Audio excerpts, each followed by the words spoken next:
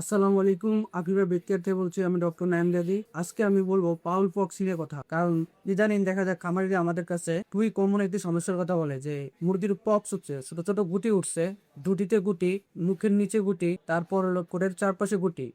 এবং দেখা যায় কিছুদিন পরে অনেকগুলো মুরগি আস্তে আস্তে একটা একটা করে মরতেছে। তো এই সমস্যাগুলো কেন হয়? এটা হলো একটা ভাইরাসজনিত সমস্যা। এটি ভাইরাসের কারণে এই গুটিগুলো উঠে এবং ভাইরাসগুলো যখন বডিকে আস্তে আস্তে বাড়তে থাকে তখন দেখা যায় যে মুরগি শরীরে অতিরিক্ত জ্বর আসে এবং অন্যান্য সমস্যার কারণে পরে দেখা যায় মুরগিতে আস্তে আস্তে মারা যায়। তো যখন আমরা এই লক্ষণগুলো দেখবো যে মুরগির শরীরে তাপমাত্রা বেড়ে গেছে, তখন আমরা এই মুরগিকে পিকে পাইপ দিতে পারি। এই পিকে পাইপ আপনার জ্বর কমাতে সাহায্য করে, শরীর ব্যথা কমাতে সাহায্য করে। তাইলে দেখা যাবে যে মুরগিটা একটু সতেজতা পাবে এবং দেখা যাবে সে আরাম পাবে। তখন সে রোগের বিরুদ্ধে প্রতিরোধ ব্যবস্থা গড়ে তুলতে হবে। সাথে সাথে আমরা যদি বিভিন্ন ইমিউনো বুস্টার ইউজ করতে পারি এবং যাকে যেগুলো ভাইরাসের বিরুদ্ধে কাজ করে ওগুলো ইউজ করলেও মুরগি কিছুটা বেনিফিটেড হবে।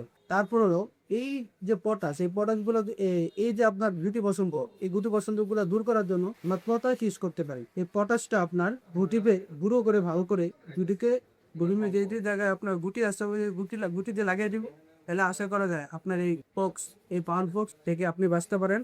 আপনার মুরগি এই রোগ থেকে পরিত্রাণ পেতে পারে। তো সবাইকে ধন্যবাদ। আসসালামু আলাইকুম।